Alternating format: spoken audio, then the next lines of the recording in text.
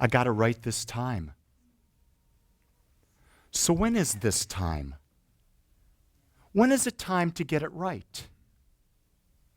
Is it Christmas Day? Is it New Year's Day? Is it your birthday? Is it after you lose weight? After you find a perfect soulmate? Eckhart Tolle, as Steve talked about, said it really clearly. It's now. The time we do anything is now. Now is the only time that exists. The future does not exist. The past no longer exists. They're irrelevant. Absolutely irrelevant. All pain comes from the past. All pain comes from trying to live in the future. In this moment, right where we are right now, there's no pain. If you sit and you breathe right in this moment and take away all thought of anything other than this moment, you will find that you are living peacefully, that there's an inner sense of divine knowing. There's an inner peace that fills you right now. So how can we take this now and can we expand it? Science is the knowledge that is gained through practice and study. That's all science does. It takes a hypothesis. It takes a theory, and then it practices. What is that theory producing? What is that producing? And they do it over and over and over again. And when they get the same result, they say they've got a concrete scientific principle that works every time. So we're going to take that idea and we're going to apply it to the idea of prayer. And in religious science, science of mind, which is what we teach prayer differently. We call it spiritual mind treatment. Because we are addressing the mind. We're addressing the mind that's connected to all of spirit that is infinite, everywhere present, and we're actually treating it. We're treating it, why? So that we can use it to create. So the mind, we understand, is that creative vessel, that creative medium. And what we're using every moment, every day, whether we realize it or not, we're creating, and it's our conscious and our unconscious thoughts. But so much of the time, it's our unconscious thoughts that are creating. And we allow those unconscious thoughts to be filled to us by the media, by our parents, by our spouses, by our children, by our grandparents. All of those things come in, and we don't even really know. We may even adopt a cute saying and laugh and joke about it and think it's a lot of fun. In reality, we don't realize that that cute saying is stopping us from achieving the higher expression of who we are. I learned that as I started ministerial school, that my sarcasm was not serving me or anyone else. It was seeing people not connected. And when I saw them, even in jest being not connected, I was having an unconnected experience. So here's the idea of spiritual mind treatment. It is based on the premise that we are spiritual beings expressing and experiencing ourselves now. Right now. So there's no place we have to go. We don't have to go to Sedona to feel the vortexes. We don't have to go to Egypt to be in the light of the pyramids. We don't have to go to India to be with a Swami, because divine presence is everywhere present, right here, right now, where we are. And all it is we don't become it. We are it.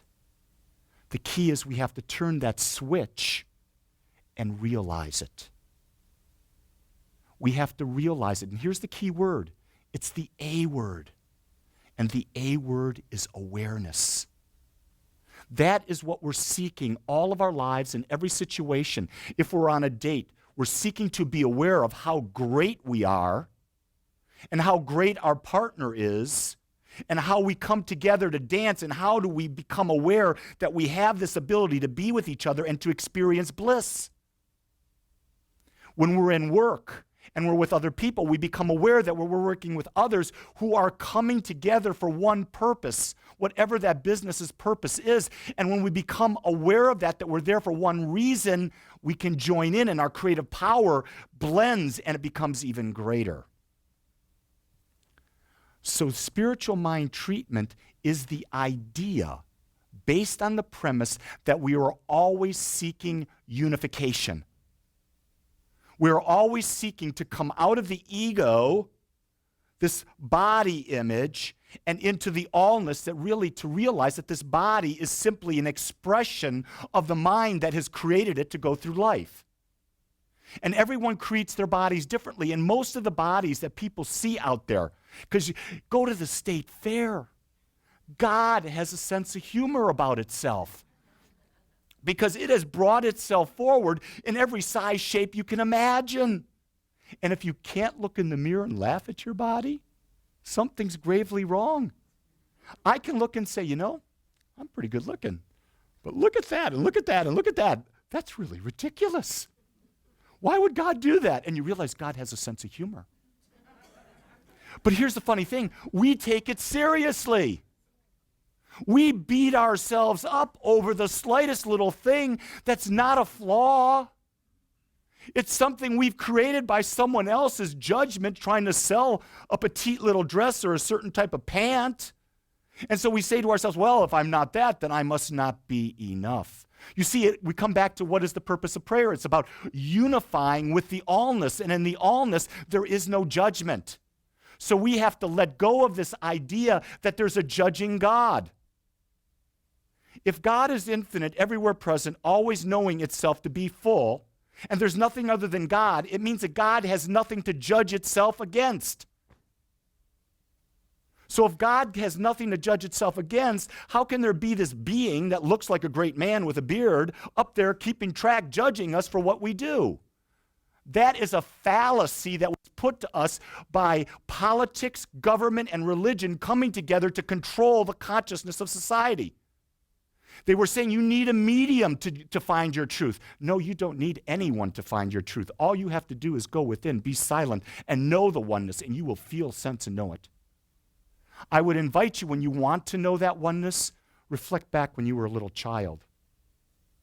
For me, the sense of oneness was on Christmas Eve, midnight mass.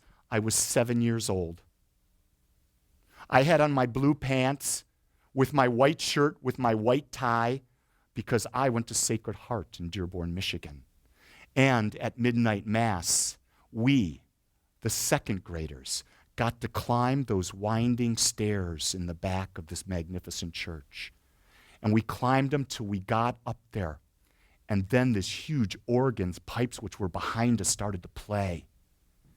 And we sang. And in the moment that we sang, I felt this feeling in my body that I cannot describe. But you understand, don't you? You felt that feeling. And in that feeling, I knew I was special. I knew I was not alone. I knew the oneness. And so I constantly seek to recreate that feeling. I thought this year about not having a Christmas Eve service. I thought this year about having a service only on Sunday. And then I said, wait a second. There is a race consciousness about Christmas Eve. There's a race consciousness that it's a very, very, very special evening. And I went into meditation and I prayed about it and I said, wait a second. Let's have that service, because the energy will be ripe that we can lift ourselves to an awareness, that we can replug in and create that memory that I had at 7 on December 24th, 2012. And that each person here can share in that memory. Because when you can anchor that feeling, it's very easy to go back to it when things are not looking that fun. So Christmas Eve at Agape is going to be very special. Because Christmas Eve at Agape is going to be a prayer. You see, what I've come to understand is that when we unify with this power and presence that exists everywhere, everything that we do is a prayer. Every thought we have, every action we take, everything we do is a prayer. So if everything is a prayer, and we understand that we are united with the oneness of God, and the sum total of what we believe is what we will demonstrate, we must consciously become more aware that every choice, every thought we allow to enter our mind is filling that consciousness that is the oneness of God, that is from which we get to experience life.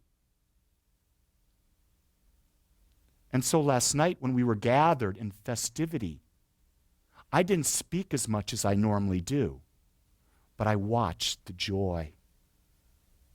I affirmed the happiness. I saw the connection of people in a community coming together for the experience of love. When you walk into this room in the morning, this room has been prayed in, it's been meditated in, there is a conscious awareness. As Gene and I drive here every Sunday, we do spiritual mind treatment about the experience that will be brought forth to each and every person here.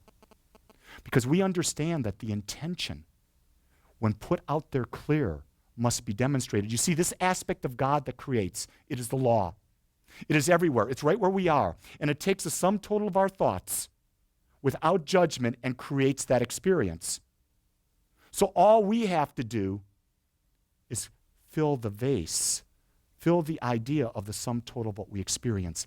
But here's something that Ernest Holmes said. And I want to quote him on this. Ernest Holmes wrote The Science of the Mind. He is a New Thought author. He is the basis of a lot of the teachings that we do here at the center. But Ernest said this.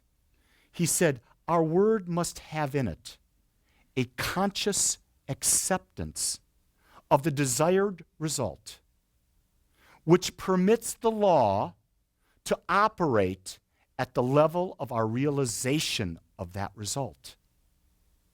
Listen to that again. Our word must have in it the conscious acceptance of our desired result. So when we speak our word about what we desire, it must have an acceptance. We can't hope about it. We've got to believe it. We've got to build our thoughts so that that becomes our acceptance of the desired result. And that permits the creative power that is everywhere to bring that desired result to us. Does that make sense? You see, you literally have to become the person who's living the dream. And that's the key about prayer. It is done unto you as you believe. A belief is not something in the future. A belief is you have it now. And where the belief gets power is the realization of oneness. So you hear at Agape, we talk about the two pillars of spiritual practice. The pillars of spiritual practice are meditation and prayer. Meditation slows the mind down. It stops all of this thought. It allows all those thoughts that are concerning us, whatever, and we get at peace. It is there that we get a glimpse of oneness. But when the thoughts are slowed down and we do prayer, you see how we've moved away the blockage and we leave a clear whiteboard so that when we write that desire with all the belief that we can muster, we have a creative vehicle that will not stop. It will continue to create and recreate and recreate. So I share with you, as you go through your week, as you go through this day, is everything you're choosing to do a conscious choice, a conscious prayer? When you flip on the TV, whatever channel you turn it to, is that program serving you and creating your desired result? If it's not, it's a habit. Turn to a new channel. You see, we're vibrational beings. We are energy. Let's go to science. We are energy. An energy that's trillions of cells in this human body. And the human body that I am is vibrating at a specific frequency. It's vibrating based on the thought patterns that I've built in my life up to this very point. And those thought patterns for my 61 years of life have vibrated and created this vessel. And this vessel that vibrates at this level attracts to it other vessels vibrating at the same way. It attracts to it circumstances, experiences that are vibrating the way I am. We're like magnets. And so where there are people who are not vibrating at the level we vibrate, they don't come into our lives. And it's been said over and over and over again, an individual who's vibrating at a high level will never see a person that's vibrating at a low level. You can't. It's physically, spiritually, mentally, emotionally, and scientifically impossible. A magnet can pull a nail up. It cannot pick up a piece of plastic because it's not the same vibration. So all we do when we pray is we create a vibration. We are directing a power that created the universe. See, that's the big step. The big step is realizing we're not using a little power within us. We are actually using the creative power, the Word. The Word that created the cosmos is that power we're doing. And so when people come into our lives and say, you can't do that, they don't believe. The question I would ask you is, as you go out there, I might not express my beliefs to people who are doubters. I might keep them to myself. But when people offer you opinions, I always go to science and say, if they have this opinion, how is it demonstrating in their life? And if I cannot see the demonstration of what they are indicating, I say, well, that's a nice opinion. Thank you very much. And I go about my way. Because that opinion is not going to serve. Because if someone has an opinion on any aspect of life, it must be a belief. Or it's really not their opinion. This physical body demonstrates my belief about what I believe in health. There's no other way to say it. My abundance is demonstrated in how I live. My ability to love is demonstrated by the vibration that I am. And so what I am seeking each and every moment of every day is, how do I lift my vibration to love more, to experience more, to feel more, to be more abundant. And abundance comes in every aspect of life. It is not just money. Money is simply an energetic exchange for services provided. That's all it is. It's money just flowing. And when we get that idea, we don't become attached to it because we realize we're just giving energy out and energy is coming back. And energy cannot stand a void because you cannot destroy energy. Do you understand that? Energy cannot be destroyed. It simply changes shape and form. And it changes shape and form based on what? Our vibration. How do we shift our vibration? Spiritual mind treatment. How do we clear ourselves so that we can do spiritual mind treatment? We do that through meditation. So there's a lot of people here who are new, who have not been in classes. So when I talk about spiritual mind treatment, that may be confusing for you right now. But rest assured, what we do is we come together on Sunday to get lifted, to feel joy. And then we take it deeper when we go to classes, where we spend 10 weeks, 3 hours a night, once a week, and we study this. And there's homework where people go and they actually practice. You see, we don't ask you to accept anything blindly. We ask you to say, here is a concept, here is a practice. Take this into your heart. Try this practice. Give it time and prove it for yourself. And when you've proven it for yourself, now you own it. So when people look at you and say, why do you do that? Because I create my life and this is what I've created. I have no doubt that I create my life.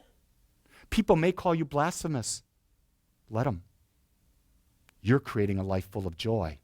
You're creating a life with abundance. You're creating a life so full of bliss. Why would you care what anyone else ever thought? Think about this. We started at the very beginning and we said that God does not judge. If God does not judge, and you're the expression of judge, who are you to be judged? Or who are you to judge someone else? This is the greatest challenge we have in this holiday season, this season of birth, is to come forth and say, how can I accept? Yes, I can see the differences. That's perfect for them. It's not my life. And you accept them just as they are. Remember, at Agape, we're an all-inclusive community. We honor everybody, regardless of their spiritual path, their sexuality, their religion, their psychology, their job, their race. It doesn't matter because there's only one. There's only one. The person who most describes to me inclusivity is my lab, my yellow lab, Bailey. Because Bailey can go out and be with any dog of any size, any shape, and love. There is no difference. Be with any human. I had to put Bailey in her outside last night because she would have ate every bit of food and drank everything that everyone would have had at the house because Bailey just loves.